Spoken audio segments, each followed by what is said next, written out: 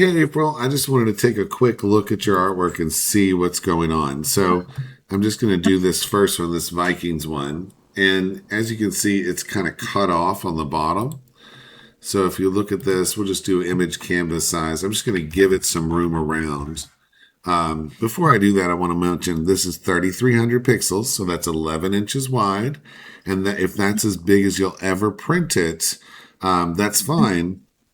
We usually use a 4,500 pixel standard just in case.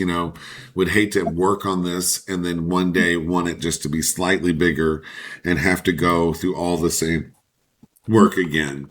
But you can see the bow is actually cut off on the bottom. And we're just going to put this black layer behind things and see how this looks.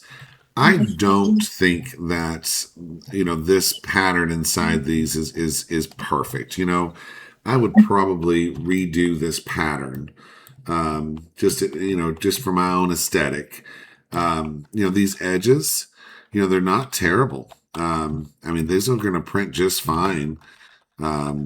They seem fairly sharp.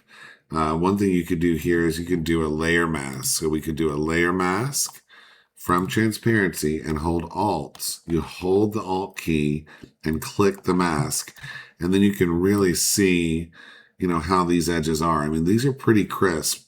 The only thing you could do to improve them really is do image adjustments threshold, and then they'll be extremely crisp. So that's that, and that's kind of made things look a little edgy along here. I prefer, again, to work a little bit bigger than this. And so if I was going to clean this up, I would like to actually start with the one that didn't have the background removed. I would probably isolate this bow and just keep it off the back and keep it off the letters. Just remove it. So, having the original, I could really show you how I would approach something like this. I mean, we've got a tiny little bit of white in here that should probably be removed right there. But the bottom line is, I think that it just wasn't upscaled sufficiently before we got started. So, I'd love to see the original, see what it was like before, and then I would be able to give you a much better tale. But I would definitely want to at least fix the bottom of that bow that's cut off. So that's my analysis of this one. Let's take a look at another one. So let's look at this one. And this one seems better as far as more consistent outlines. We've got that same cut off bow problem on this one. And how do you fix stuff like that? I mean, in Photoshop, you can just grab this and pull it down a little bit and do generative expand and just kind of generate, hopefully, you never know what you're going to get. It's always a little bit of a crapshoot. But it can generate the bottom part of that bow. Now, that's where you really want to do that with a white background on. So otherwise, you're going to deal with this type of problem. And then you've got to like cut it off with the pen tool. So you've got to go and try to cut this off.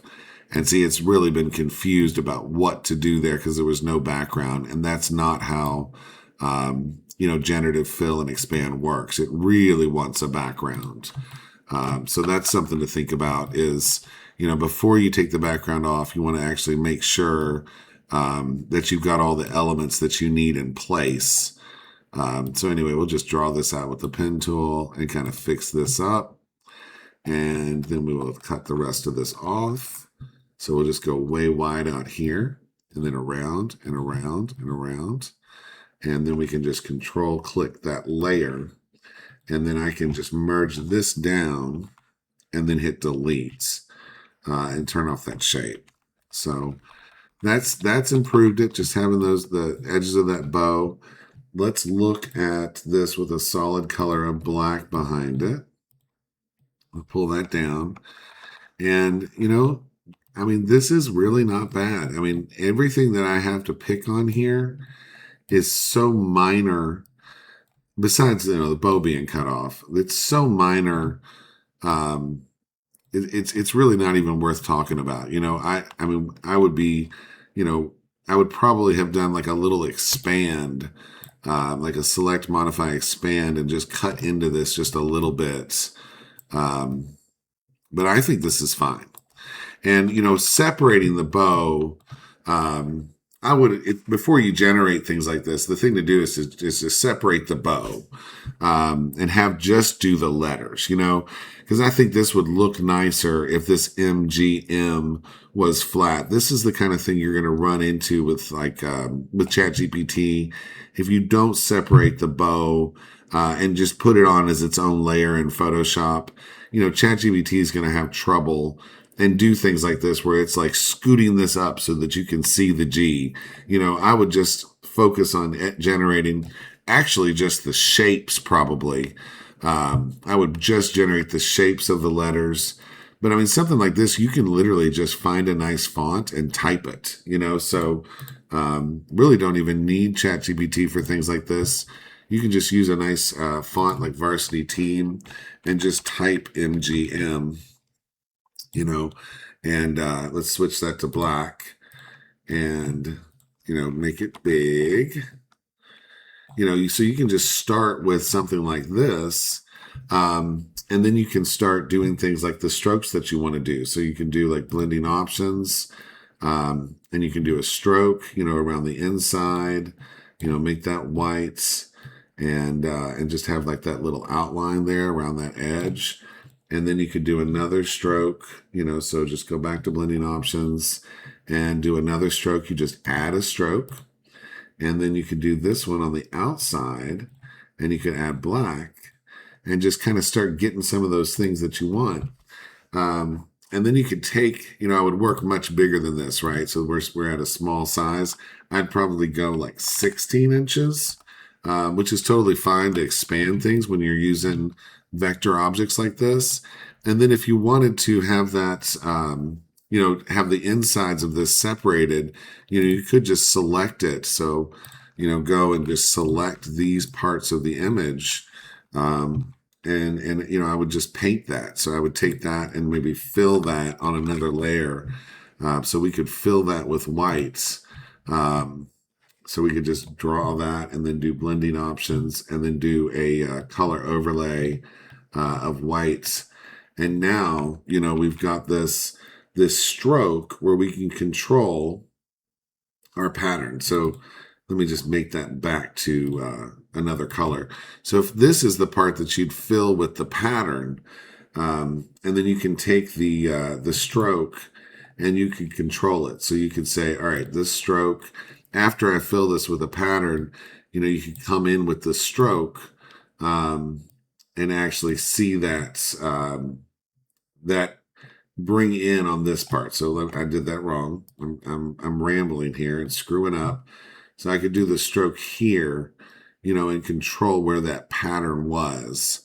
So, learning Photoshop, you won't even need, ChatGPT for things like this. You might use ChatGPT for the bow, but you can put that pattern and isolate that inside there. I guess I'm not showing you how to do that very well. Let me pause. So this is just I'm just doing this for the video. I just want a seamless pattern like is inside the letters. I didn't even type it right. And these smart things are actually doing it for me. So let's see what we get. Okay, great. So Gemini's done it. I would probably refine this through several iterations before I actually used it.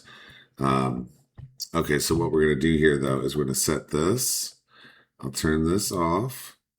We're going to grab that pattern and we're going to upscale it. That's way too big. Let's just go here. And AI has done a good job of like keeping all this connected and like, just right inside the letters. And I mean, I don't even know if that's the effect we want. The effect I'm going to get is not going to be the same. It's going to be like a true pattern, So let me show you how that's going to work. We're just going to take this and we are going to put this in. So we'll just drag that pattern in, and then we're just going to clip it to those letters. Okay.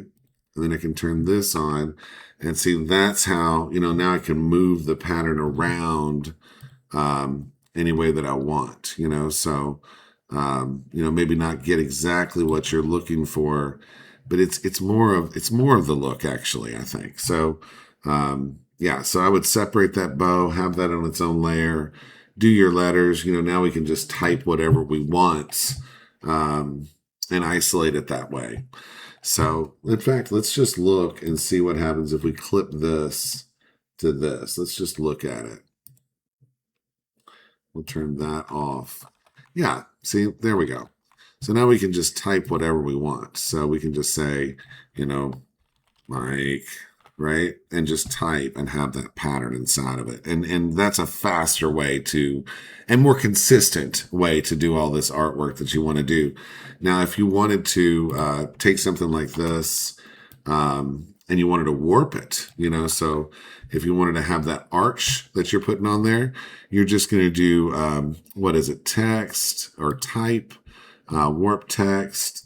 And we're just going to do an arch or an arc. And probably bring that in, so you just get a little bit of that arc going, and that's how you can do those things. And if you're not happy with the way the pattern's looking at that point, obviously you can scale that and move that around, and position that the way you like it. So you just have more artistic control using techniques like this. Hey, I hope that helps. Take care.